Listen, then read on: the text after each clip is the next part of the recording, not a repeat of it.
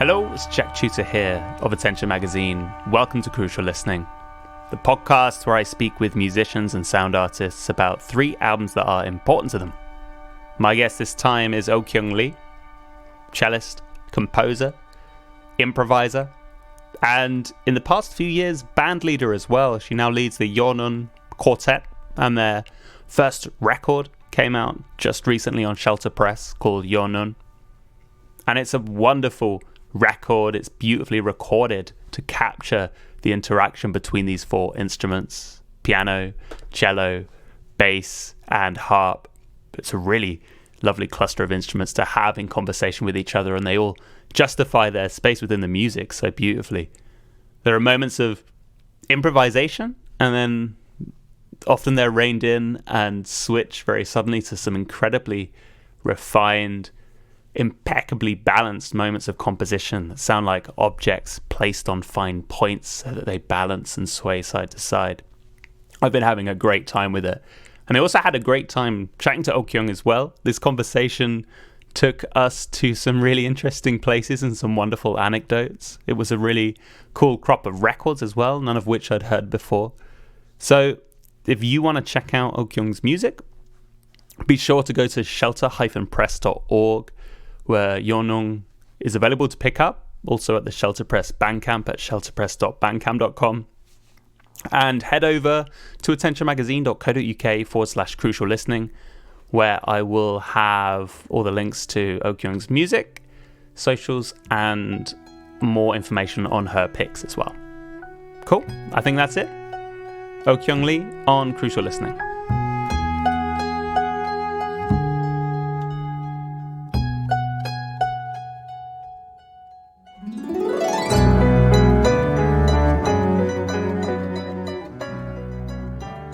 Hello, Okkyung. Welcome to Crucial Listening. Hi, Jack. Thank you for having me. Thanks for coming on. Now, you've brought 3 important albums to the table. Before we get to talking about your important picks, I would like to ask you about your new record, Yeonun, which I believe is the first album you've recorded with the Yeonun Quartet. Is that correct? Yeah. We were formed later in 2016, and we did a handful of concerts in New York, but this was the first time we went to studio and recorded these pieces. And can you take me through who's in this quartet? And in fact, when you mention each person, could you give me a little bit about what they bring to this quartet or why you like working with them? Sure. So first, Maeve Gilchrist. She's a harpist, originally from Scotland, but she's been living in the States for many years. And I met her when we played in a friend of mine's concert, a piece, in 2015, I think. And I just liked her energy. I mean, of course, she was an amazing harpist, but her energy was really impressive. So I think it was following year, I had a week residency at the Stone that you can program any kind of projects you want. So it's a good opportunity to try out things. So I thought about inviting her, and then I decided to add more of a traditional rhythm section minus drums. And I knew Eivind Opsvik, who plays the bass in the band, because he invited me to play on one of his compilation records that he runs a label called the Royal Label. And again, I really liked his energy, and he was really positive. And I knew that he was a really solid bassist. Then Jacob Sachs, who plays the piano, he was also somebody that I never played with before, but I had met him many times, and again, his energy was so open. And of course, he was recommended by lots of different pianists I knew. So I thought, why not try a quartet with these 4 people? And I think I only had a few tunes, more like sketches, for the first concert. And then I guess I decided to develop the music a little bit. And then we didn't do that many concerts, but I think we did 3 concerts a year since then. Nice. And how's your dynamic between you as a quartet changed over that time since 2016 up and through till now? Well, I mean, I think the first time was, of course, like any new meeting, because most of the times when I write music, I know the people before. And this was the first time actually I had a certain instrumentation in my mind and then invited people. So I guess at first it was like just trying things out and not really asking people to do, but trying to understand what they were like musically, musical personalities. Yeah. And so it was kind of nice way to get to know each other a little bit. And I guess over the time, these pieces also took some time to develop. And it got clear what I was after in terms of sound as a group, and then also within the compositions. So in a way, I also feel like we gained trust for each other, which gave me enough room to ask for things. Sure. Yeah. You know, and then also, I think that's a really important role for the leader to have, because I think when I was younger, when I was also putting up lots of projects, inviting people to play my music, I wasn't necessarily confident, I guess. Even though I had certain things in my mind, but I didn't know how to communicate, or there was never really enough time to develop, because most of times musicians are really busy. And it's really, I mean, also, it's like lots of local gigs. You cannot really expect people to really invest so much of their time. But with this group, just we, play around locally for a couple of years, gave me enough room to work on the music and then also check out different things. So eventually, I guess I took the responsibility of being the leader, which is the first time actually in 20 years. Wow. Yeah, this is my first group ever. Wow, how did it feel? Okay, I guess. I mean, it's only possibly because I know that they trust me. They know that I'm not just asking them to do something for the sake of doing something, but because it has some kind of musical reason for that. And also, I am not interested in having them play outside their comfort zone. I mean, of course, I'd like to create a space for them to do something that's maybe new and exciting, but also at the same time, I don't want them to feel like, play something that's not who they are. Yes. Because also, if somebody imposes that on me, then I would feel very uncomfortable. So I really want to avoid that kind of situation. So being able to figure that out is, in a way, that's really fun. I guess I don't know if fun is the right word, but you know what I mean. It's kind of nice. It makes me feel good. I cannot think of the better words. Yeah. You mentioned that the intention you had for this record, or the sound you were striving for, kind of appeared to you as you were in the process of putting these pieces together. Was there anything that you can articulate about that? What was it that you found that you were aiming for as you started to write these pieces and get an idea of where they were heading? Well, I guess actually I was trying to write this down this morning, but there's this piece called One Lazy Sunday Afternoon, I think. Yeah. It has a really long title. And I know exactly the kind of feeling I wanted to create, because it might sound strange, but it is kind of way to recreate this one cut of a cartoon that I read when I was a teenager. And it describes lazy Sunday afternoon, filled with lots of sunshine and warmth. And I think the people in the cartoon, they're kind of basically doing nothing and enjoying the sunshine.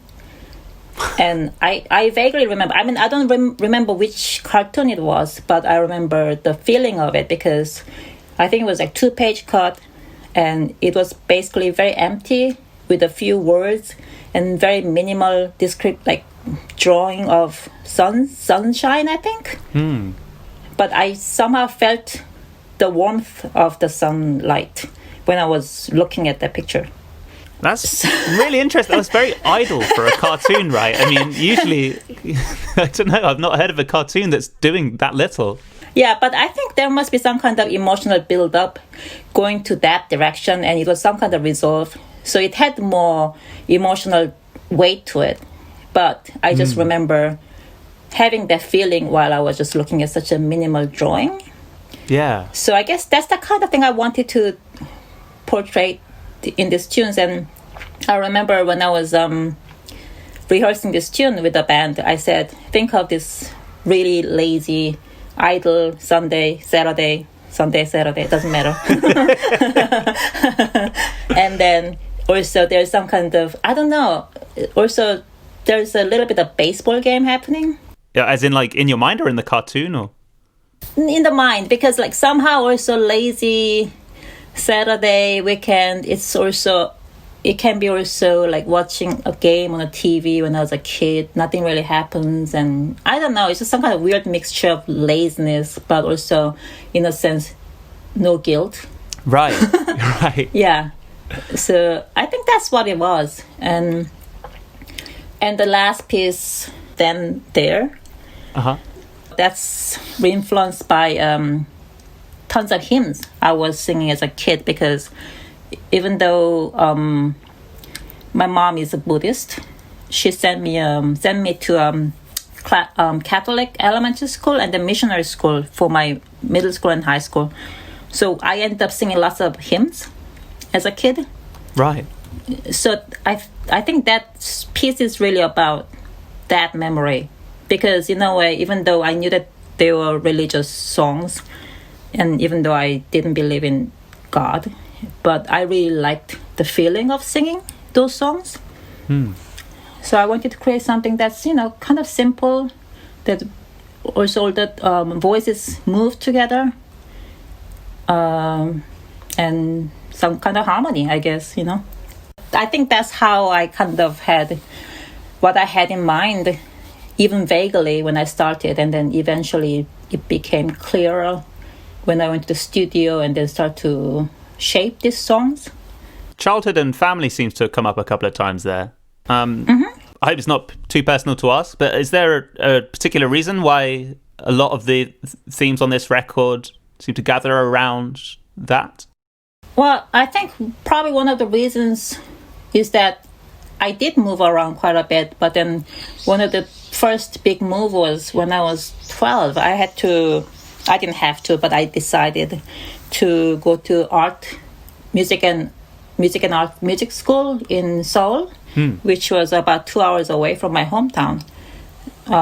So basically means I moved out of my house then already. So in a way, I had spent lots of time on my own.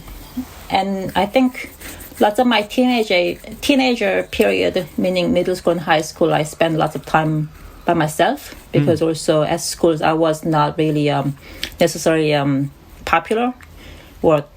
I had my own hobbies, but I didn't really gather with lots of friends. I was more like a loner or outsider, but by choice, in a way. So maybe that's why that kind of has some kind of takes some kind of big part in my musical identity. And, it's kind of family, it's kind of weird thing, because, I did spend lots of time away from them. But now being back in Korea for a couple of months, doesn't matter how long or when I come back, it just feels natural, It feels comfortable right away. Yeah. So and it's something very important, I guess, for anybody though.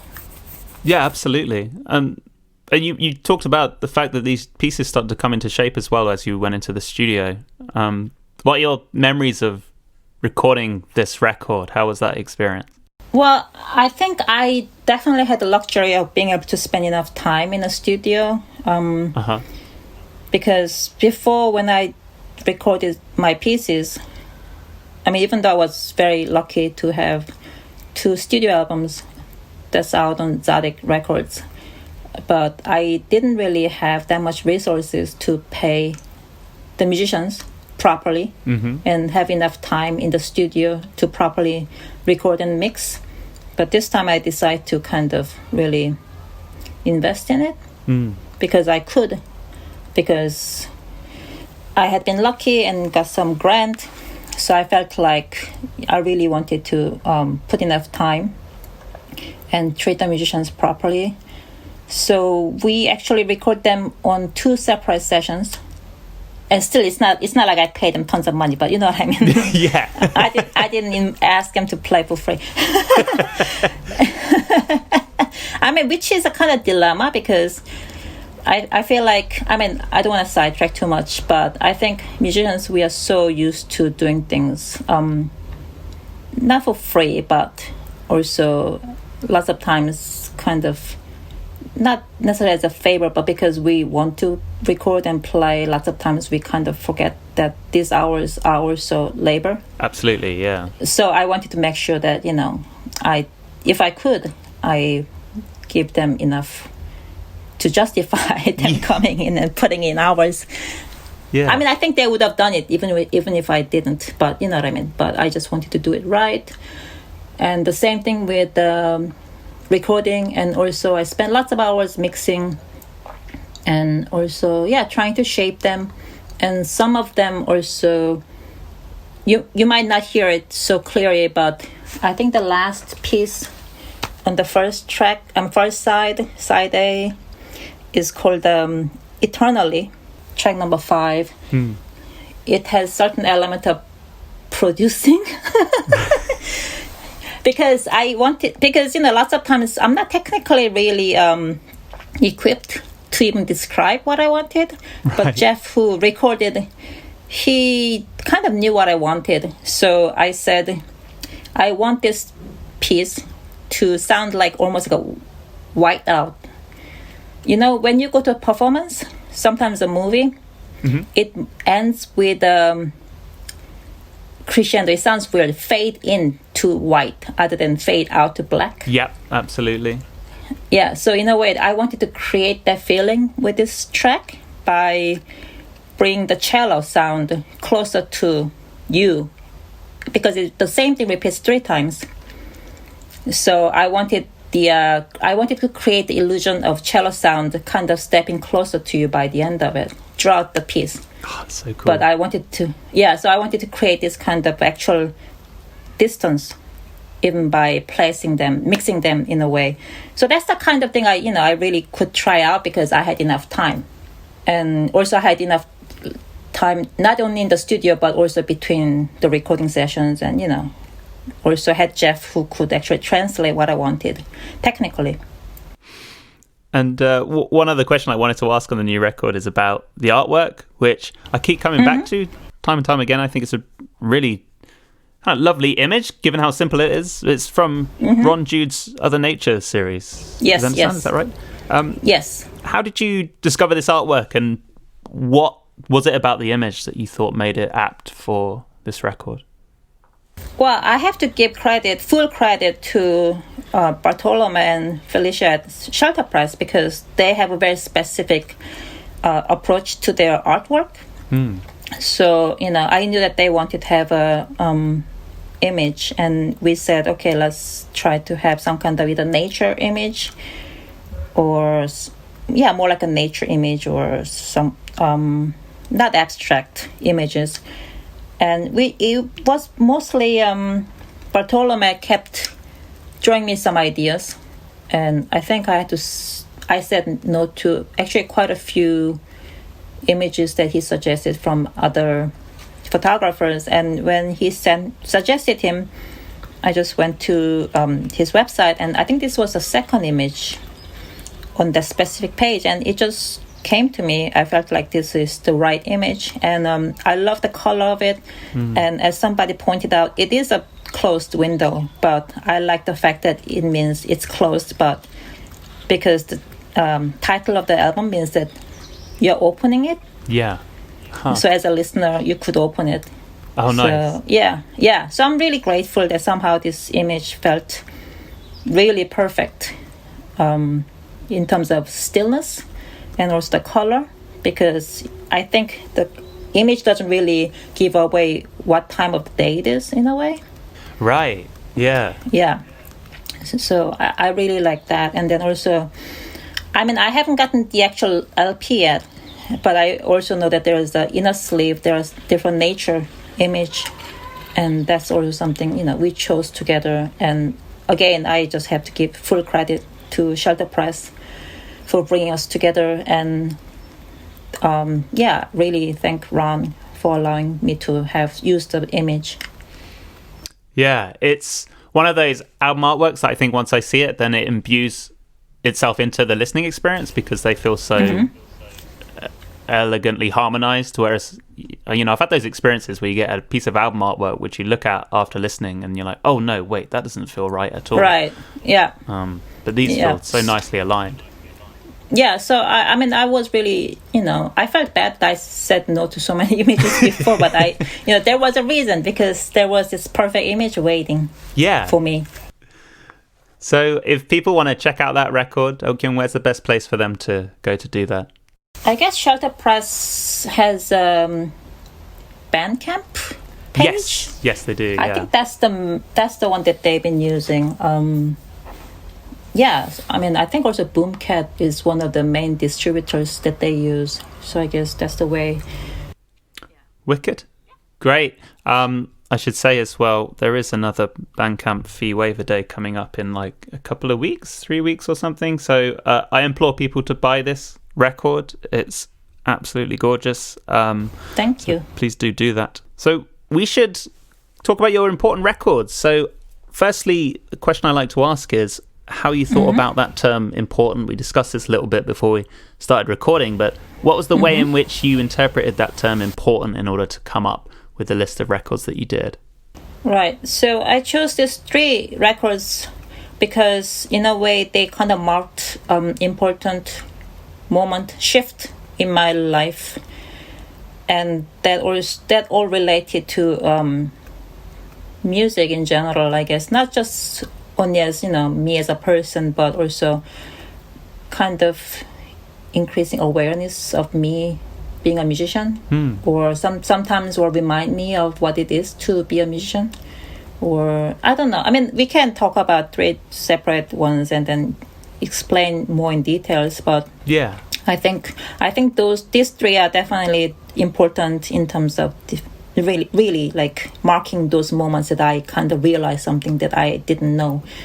So, and then again, I mean, these 3 records, I think they were really great, but not necessarily because I think these 3 records are masterpieces, but because they mean something personal to me. And I mean, really, sometimes I feel a little lame about it, but I really cannot do anything that's not personal. But when I come up with a list or even favorite things to choose from, it is solely based on my personal taste and personal experience, not because of their just pure quality as music. I mean, again, I'm not dissing these 3 records, but you know what I mean. Yeah, I know exactly what you mean. Well, let's get stuck in. I'll let you pick whichever record you want to talk about first. If you give me the name of it and then a little bit about why it's important to you as well. Yeah, so I guess I also chose them in chronological order. And the first one is this Korean pop album that came out in 90s. 80s. No, what year was this? 18. Is it? I think it was 89. Let me just double check. I seem to remember it was 89 when I checked it out. Yeah, 89. It was 89. Got it. 89. Great. We got there. How important this is. Again, I'm not really good at memorizing anything other than what am I good at memorizing? I don't know. Well, this is solo debut album by this Korean artist Kim Hyun-chul. Clearly, Kim is his family name, but in Korea, family name comes first. Anyway, so as I said, I left home when I was 12, so I was living by myself. I was sharing an apartment with other students, and I think around then having a Walkman was a big deal. And I remember I was buying lots of tapes, and I was listening to lots of pop music and also Korean pop music, but when this one came out, it was striking because Kim Hyun-chul was 21 years old when he released his solo album, debut album. And it said he wrote the music and wrote the lyrics and he produced it. And I didn't really know that was possible in a way, that one person could be possible. And also I think he played lots of instruments in the record, which seemed incredible when I was a kid, because I was mostly, cello student, learning Western classical repertoire. And so having somebody, to create a full album by, songs that are written completely by him just was mind-blowing. On top of that, the music was very refreshing back then because I think he used lots of jazz harmonies back then.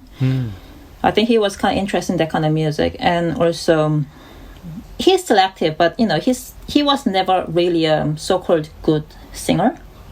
Yeah. Meaning he wasn't really virtuosic. In a way, his voice was really raw, and there are lots of flaws. It was not perfect. But also, still, these songs were able to make me really feel something.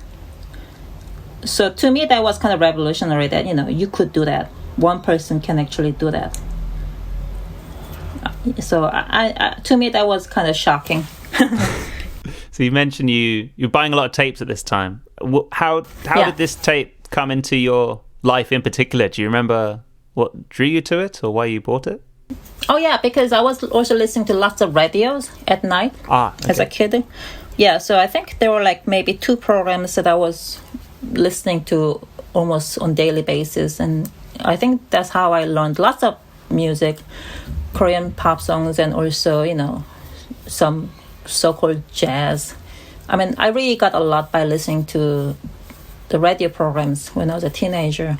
And in a way, it was a kind of escape route because my study as a cello student was quite restricted, and I didn't have a great relationship with my cello teacher, which really didn't work with me, and I really didn't want to play the cello anymore even. And so it was kind of nice way to escape from the reality by listening to pop songs. And also, because I was doing classical music, there was some kind of a social status thing about classical music being so, high art, for example. Yeah. So, listening to these kind of songs, and that was kind of also a way of rebelling against what I was studying, I guess. I mean, it all sounds really naive and all that, but I just know that it was kind of nice realization, really. And I mean, but not that I wanted to do that, not that I was thinking about, one day I want to make music, but just to understand that, this is how an album is made, because that's not something that you learn as a, cello student. Absolutely. I remember the first time I heard about someone doing a record by themselves, and I was like, I couldn't even comprehend that as a notion. It was like, don't you need those magicians to make the record happen? Like they play it and some other people make it appear on a release somehow? Like, how does that even work? Yeah. And then also in terms of, what kind of instruments, and because back then I didn't even realize that you could actually play what was not on the page. Right. Right. So wow. I felt like, does that mean every single note that they played on this record was notated? Wow. I mean, it's really simple. It's really naive, but, when you're coming from strict classical music background, these are the kind of things that you kind of don't even think that it's possible. So that's why I chose him. I chose this album. I still like the music. Yeah, I enjoyed listening to this record. I thought it was great. Oh, that's good. Yeah. Okay, that's good. And you mentioned as well you were listening to it on your Walkman. I mean, the Walkman is great for, if you're having these escapist experiences and getting out of your current context of music, the Walkman is awesome. Totally. That kind of you just totally cut off. Yeah. And then it makes you feel cool. Yeah, exactly. Yeah. And when you think back to listening to this record on your Walkman, like, where are you? What are you doing? Are there any particular memories that come to mind? Oh yeah, because I think this one came out when I was a senior in middle school, and my school was located in this fancy area that I had to walk about 10 to 15 minutes to catch a bus. And in order to catch a bus, I also had to walk through quite a populated area. So that was always busy and crowded. So I just remember walking, and, there'll be lots of people walking by sometimes. Lots of cars, lots of traffic, but then, with the Walkman, playing really loud and waiting for your bus. And then also bus is crowded and you're getting pushed around by lots of people, but, it doesn't matter. Yeah, you're in a bubble, aren't you? Yeah, so that just felt great. And, lots of times also I just maybe take a long walk, maybe walk extra station. So I can just walk, and also maybe just sit somewhere and then watch people go by while listening. So, all this teenager romantic stuff. So, yeah. Long time ago. Well, it's interesting you say that, because I mean, I struggled. I mean, maybe it's because this record, and I don't know, perhaps a predominant amount of his output came out pre-internet, but I struggled to find a lot of information on him as an artist. Did he make much music after this? Like, did he get famous? What's the deal? Yeah. You know what he's doing right now? What? I mean, I don't know if you know, but there's this Korean TV program called Masked Singer, and I know that they started to do their own version in America. And in the UK, yeah, we've got it as well. Yeah, so he is on the panel of that program in Korea. Yeah, he's popular. I mean, he's not superstar, but he's really well known. And I think he's still making music. Yeah, so it's kind of funny to watch these people on TV and knowing that, you know, what I used to feel when I listened to their music. I mean, now I don't know. I mean, I really haven't heard his music since his second album. So I really don't really know what's been happening musically. But, you know, he seems to be active, but also he is more in mainstream. When this one came out, his music was not completely mainstream. It was somewhere in between, more on the radio, you know. Yeah. His songs are too long, aren't they, really, to go, like, a lot of them are like 5.5 minutes. And also, you know, I don't think he was one of those people with lots of charisma on the stage. Right. I don't know, I'm dissing him completely now. But he's around. And do you so you mentioned that you listened to a lot of pop back then. Is pop music still a part of your life? Do you still listen to pop music? No, it wasn't part of my life for many, many, many years until last year when I got into BTS. All right. I know. Oh wow. I know, right? And then some of my friends think I'm joking, but I'm not. And I kind of got into certain arguments on my Facebook because some people thought it was all bullshit. But you know, I'm serious. Yeah. I mean, I don't know. Last year I was not that it was my intention to check out BTS, but it was kind of impossible to avoid. Right. Because they are everywhere. So I was skeptical, but I thought, okay, maybe I'll just check out one tune to see what they're all about, because I was never interested in K-pop, for example, and also all these, you know, crazy dances and all these crazy routines and disciplines to be a K-pop star. So I was really skeptical. But the first one I saw, because their videos are on YouTube, was this one called Boy With Love, I think. But what happened was, this is really crazy. Just so you know, that one of my absolute favorite movies of all time is Singing in the Rain. Uh-huh. I know, it's a big surprise too. And Gene Kelly was my hero for many, many years. So the music video pays homage to Singing in the Rain. So when I saw that, I was like, this is weird. I mean, the song was fine. I mean, it was very, you know, bubblegum like, cute, sweet, lots of pink. But then there was this homage to Singing in the Rain, and this is also the scene that's more like a fantasy scene in the middle of Singing in the Rain. It's like 2/3 into it. So I was kind of freaked out because I did not expect. Then I thought, okay, I'm gonna check out one more just to see what this is about. The second one was called Idol, and what happened was, it's really funny when I think about it. Now I'm speaking, it's really ridiculous. But what happened was, they used Korean traditional music in the best way possible. They used this certain, like, so Korean traditional, like, rhythmical singing. I guess there's a phrase. It kind of describes the, you know, rhythm of it, and they use it in their chorus, I think, of this song, and also the dance incorporates Korean traditional dance, and the music video brings lots of Korean traditional art in it, and it felt really harmonious. And I freaked out because that is something I always wanted to try. You know, I mean, there was this one project I did in a few years ago that I brought in 2 Korean traditional musicians with improvisers and electronics.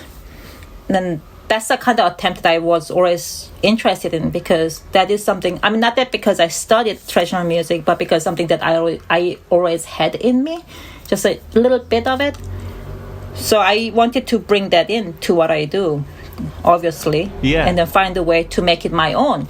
And to see a K-pop group doing it in their music so well was, again, shocking. So that's how I got started. So I started check out their other music, and then, got into watching lots of videos. And on top of that, again, I'm going to sound really naive, but I mean, what can I say? I'm a naive person. But I think I kind of got sick of this individualism in lots of culture these days, in a way. So somehow I felt like they were kind of talking about togetherness. Right. Yeah. Not necessarily like, let's do something together, but just like being aware of being together, you know what I mean? Yeah, for sure. So in a way that really appealed to me, because that's something I kind of missed a lot. Not that I'm lacking that in my life per se, but I feel like, I mean, we all belong to a certain kind of community, but in a way it's kind of more spread than ever before. Because, I mean, of course, I've been based in New York for a long time, and there was this strong sense of community when I moved there. But these days, it's kind of spread further and further away, because the city became so hard to survive in. And also, I started to collaborate with lots of my friends all over the world, basically. And even though I stay in touch with them, but, it's like, this is not something we kind of address that often, being in something together. So I think that's why I kind of got into BTS. And I mean, I do like their music genuinely, even though some of my friends think I'm just being funny. I'm being sarcastic, but I am not. I'm really serious. So wow. I mean, you've sold me on it. I've not checked out BTS before, but I don't know. My confession time.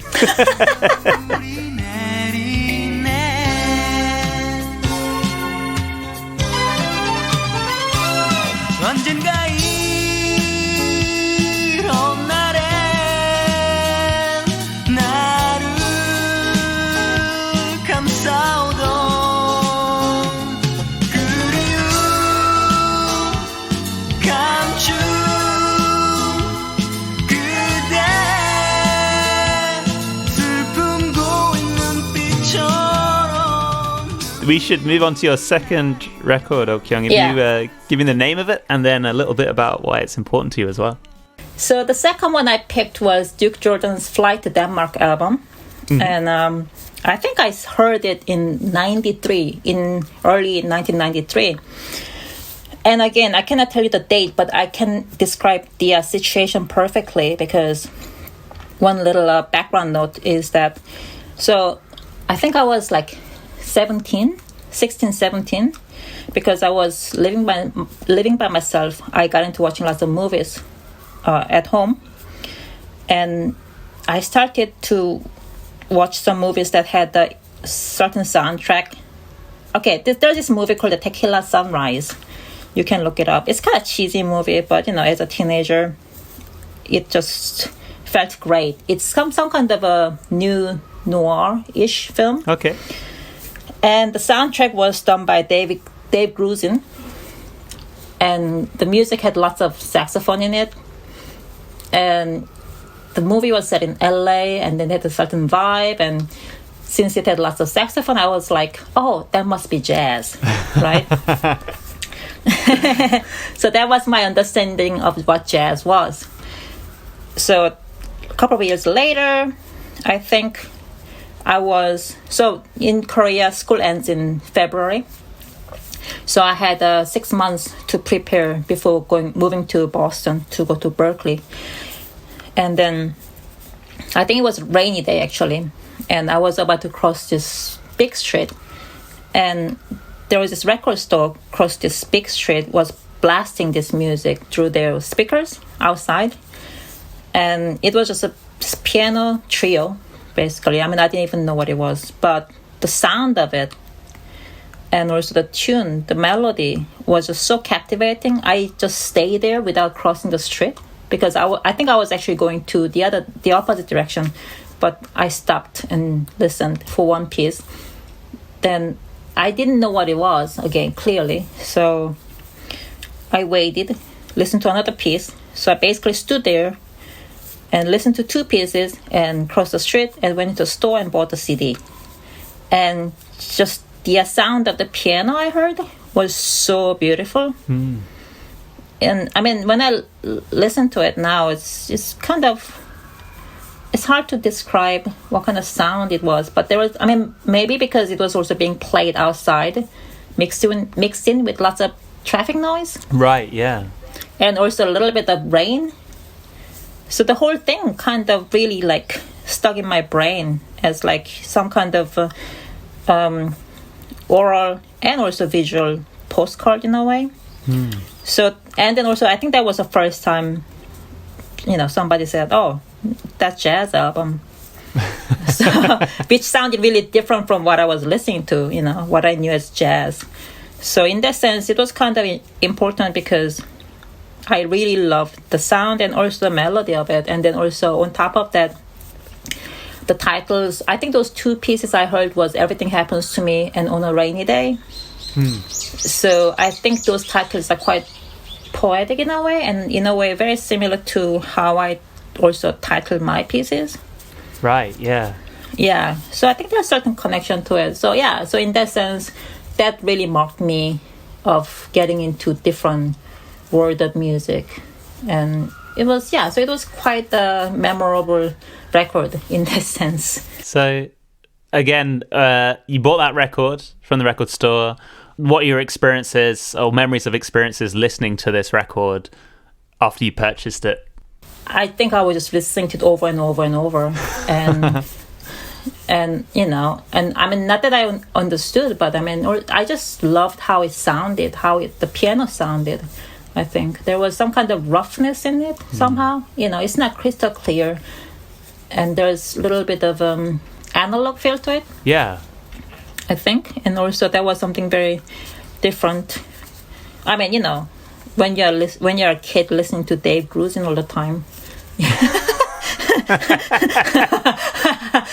This sounds very different.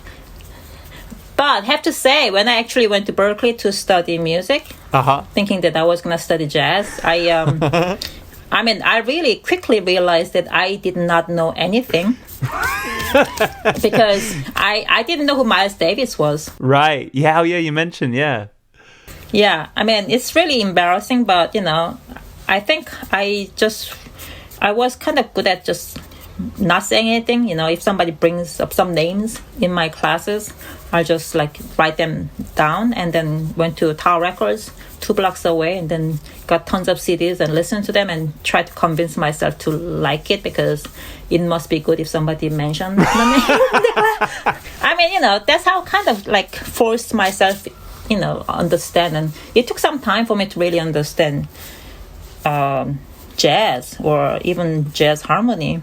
So in a way I had to really train my ears, but then also I had to find the real connection to the music, because otherwise it also becomes also shallow and superficial.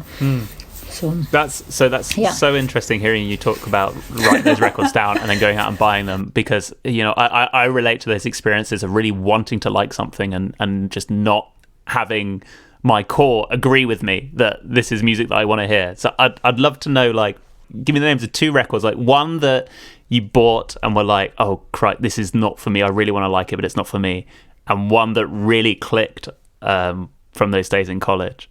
Well, I mean, it's not only a record, but actually I have this story that I've told enough people. So I think it was my second year at Berkeley. They had lots of concerts at the school because they had this big auditorium, and they sometimes invite well-known artists, and one happened to be Ornette Coleman. Wow. So it was my second year, and lots of people are buying tickets, and I think it was getting sold out, so I thought, okay, I should go and check it out because so I bought a ticket, went there by myself. It was packed, sold out, and I think I was the only one who did not stand up at the end. because I just not understand or appreciate the music. I really didn't understand why people are making such a big fuss. That was 1994 or 95. But yeah, it's so like looking at it. And then also like, when people said Miles Davis, I guess, everybody said, oh yeah, Birth of Cool. You have to listen to it. That's the, like one of the biggest, most important records. So I went and listened to it. And my first, I think we even had to transcribe the solo, the famous one. Oh, wow. And then I was doing it, and all I could think was, like, he doesn't even play in tune, So, yeah, Miles Davis and we didn't click for a while, but then later I got into it. And I guess Duke Ellington was somebody that I was kind of taken by from the beginning because, big band also had certain amount of romanticism involved. Right. And also, and then also how the orchestration and the harmony and the sound quality. So, yeah, I think. And Monk and Mingus. So more of that. But again, I never got into jazz like some of my friends do, that you can memorize all these titles and, who played on which record. But, yeah. Yeah, no, same. I lose track too quickly. You mentioned actually in your email to me that you have a complicated relationship with the term jazz. Could you tell me a bit more about that?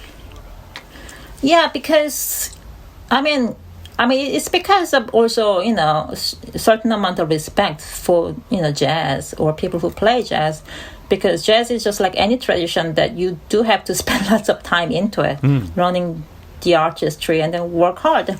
And I don't really play jazz. I happen to work with lots of people coming from that background and still play jazz. Yeah. But also, in a way, I don't feel like I'm really firmly rooted in that tradition. Of course, I'm aware of certain things, and especially the harmony, I'm kind of really drawn to certain sounds of it, but I don't necessarily feel like I have enough of that in me to qualify myself as a jazz musician. And same thing with free jazz, because I play with lots of musicians in that tradition, but I did not really spend enough time really understanding the music. So, so if I call myself jazz or free jazz, I feel like that's such a shallow way of describing what I do, Yeah, sure.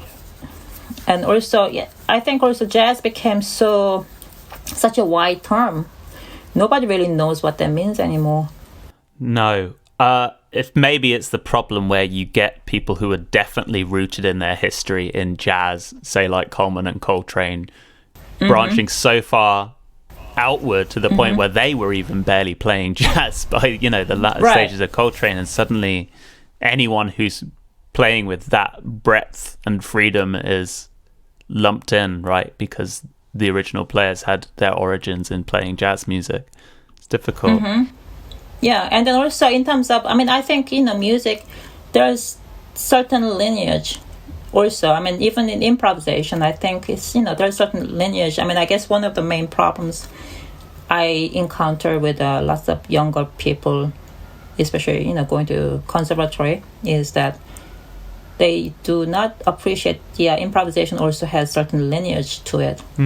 So improvisation is not just getting up and play your instrument, right? Just the way you want to play, but there's a certain understanding. There was a history, and then also what each people wanted to achieve, and also it was used as a again like total set of tools to create music, rather than just expressing yourself. I don't know. It gets into a long conversation, and I know some people will think that I'm just bullshitting, but it's okay, not a big deal. But so I do have that, because of that reason, I do not consider me as a jazz musician, because I just don't have enough of it in me. Yeah. So. Do you still listen to jazz? Sometimes, lots of times these days, I go to my friends' concerts. Right, of course. And and then of course, somebody like Sonny Rollins. I listen to it, and it's still like I have one experience that I was playing my friend's ensemble in a jazz festival in Holland, And because we're playing in the festival, we are able to stay on the side of the stage and watch Wayne Shorter and Herbie Hancock play a duo. Oh, Yeah, and I was I don't know what I was expecting. I mean, I wasn't skeptical necessarily, but I was not necessarily expecting to have my mind blown. right. But I mean, also, like Wayne Shorter was already, I don't think he is like, he got older, so in a way, his facility is not like 20 years ago, for example. Of course, yeah.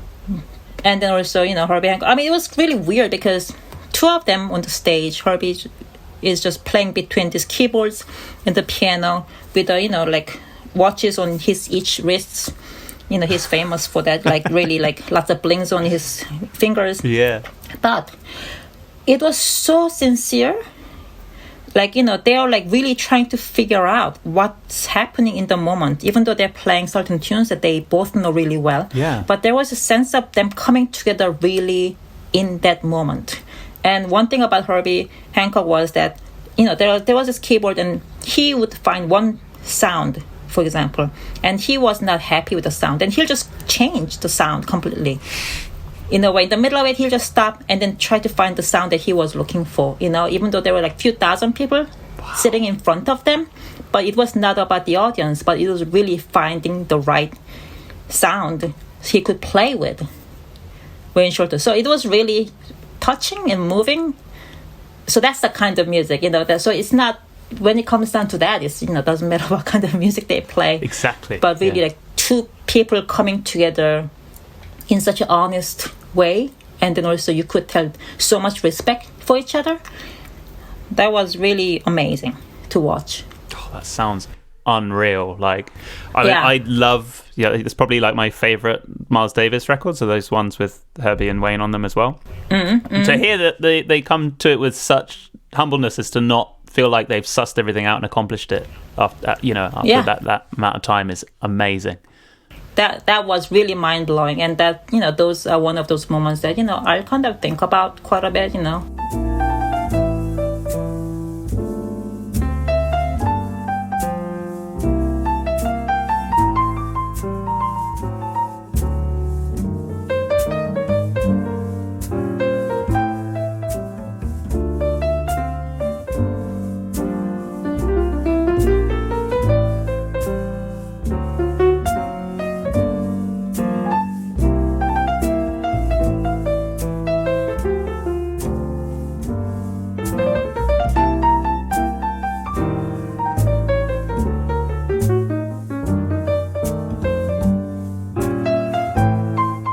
So let's go to your final record now, Okkyung. If you give me the name of it and a bit about why this one's important as well.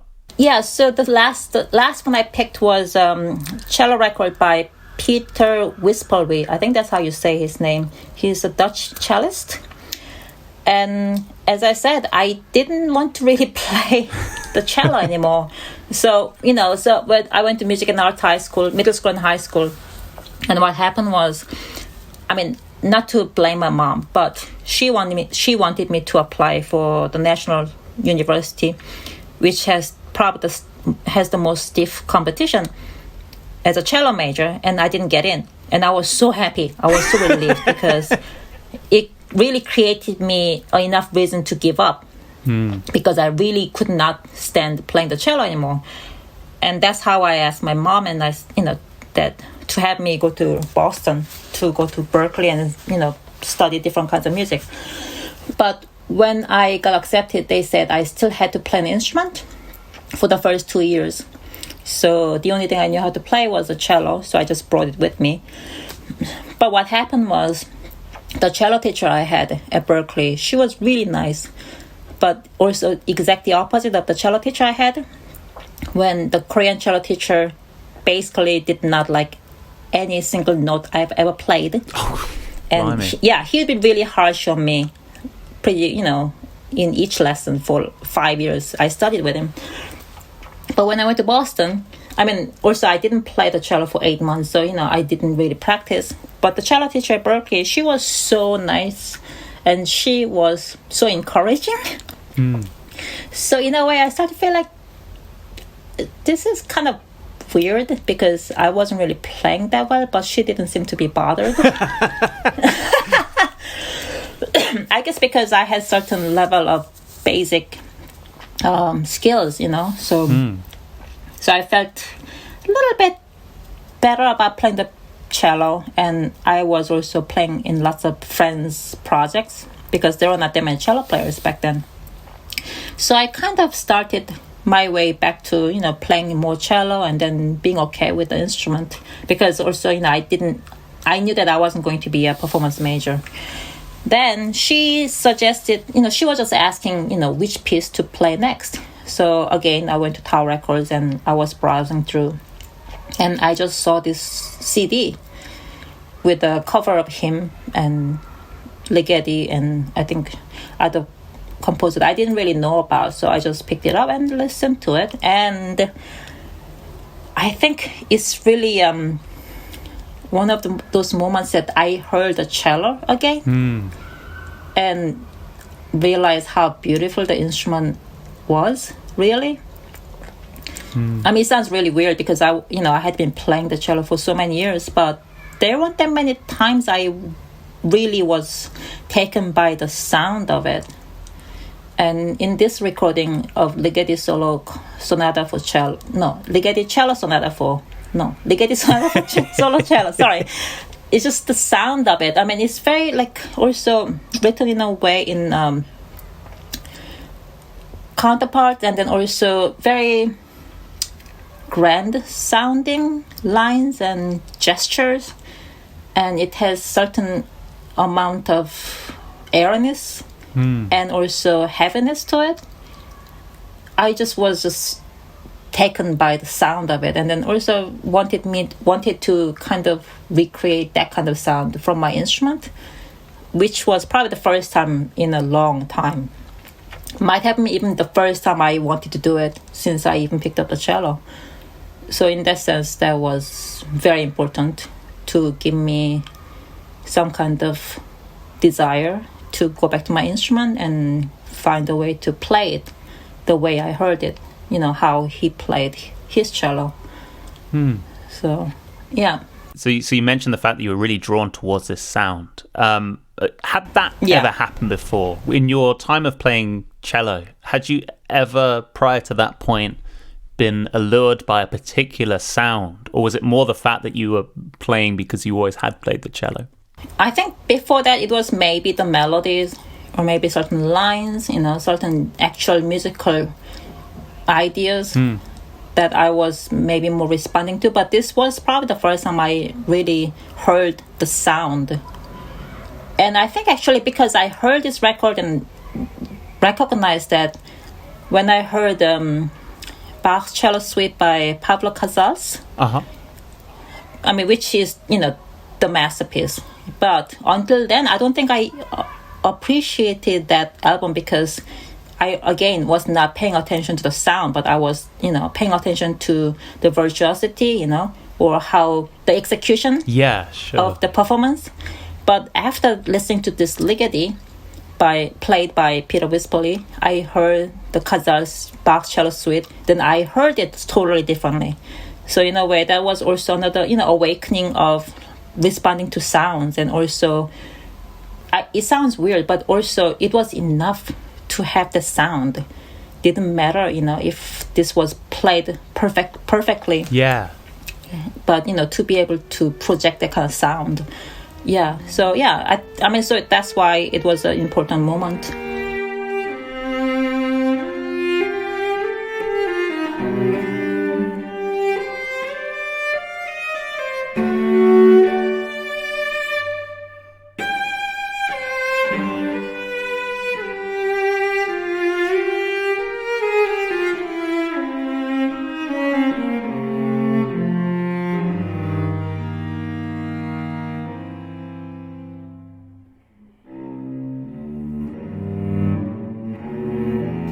Did it impact the way that you approached playing the cello immediately, or how did you go about taking this new notion that you wanted to strive for a sound and then translating that into a method of playing the cello, if you did? Well, I mean, it didn't happen right away because I think at first I was trying to maybe recreate the same kind of sound on my cello. Right. Because that was the only way I knew how to do it. And eventually I wasn't improvising. I was not improvising because back in the days at Berkeley, improvisation meant only improvising over chord changes. Right. As in more traditional jazz, sense of, traditional jazz. And then I think maybe a year later, hearing this record, I was just practicing, maybe just, fooling around with my cello in my practice room, doing some stuff. And then I began to make up some melodies and play. And I think that's how I began improvising without realizing that's improvising, Yeah. Then again, because this is how I was trained, because I was classically trained, I had to get some kind of validation. This was good enough, or this was even real music. You know what I mean? Yeah, absolutely. Yeah. Yeah, just because I liked to play, because I liked how it sounded or how it felt, didn't feel like there was enough qualification to call it as real music. Right. Yeah. Absolutely. Yeah. So, so it took some time for me to just play by myself and didn't play to anybody. And I think, okay, this is another story. I have so many stories. One, I was living very close to Berkeley and so many other international students at Berkeley. And one day, this guy, I think he was Danish drummer friend of mine he had a birthday across the street from me. And I think I got a little drunk. And it was packed with different people.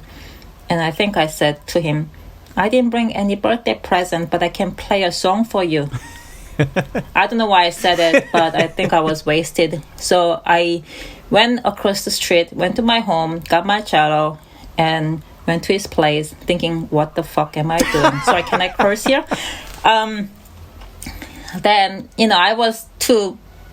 I couldn't back up because, I had certain pride. So I decided, okay, I'm just going to do it. I'm wasted anyway. Nobody cares.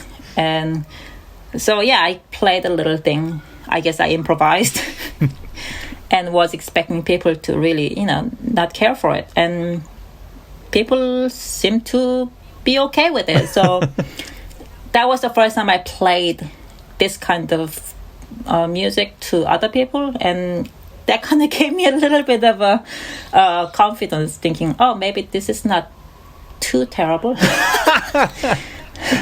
Wow. Yeah, so little by little, and then so that's how I got into improvisation. And in terms of looking for different sounds, I think that started at NEC because I was encouraged to really find different ways to approach the instrument, and then I was allowed to go anywhere really. So in that sense, I think I was beginning to pay more attention to sounds, and yeah, so it's all gradual, little by little. And then also playing with different people in New York and other places and understand music through sounds. And yeah, so it took some time to get here. Well, I think it's amazing that one of your big breakthrough experiences of playing improvised music was being wasted at someone's birthday party and doing an impromptu song. That's incredible. Yeah, I think lots of classical musicians, it is hard to break away from that kind of tradition, Mm-hmm. Absolutely, yeah. And many people have asked me, how I made that break, and yeah, it was as stupid as that. But also to understand, it's not a big deal, It's just playing the cello. Right, yeah. What do you think does that become difficult for people, do you think, who have a classical tradition? I think you alluded to it there, but the fact that there needs to be some sense of theoretical legitimacy to what you're doing, and is that maybe harder to pin down if you're doing improvised music and just playing the cello? Maybe do you think that's the inhibiting factor there?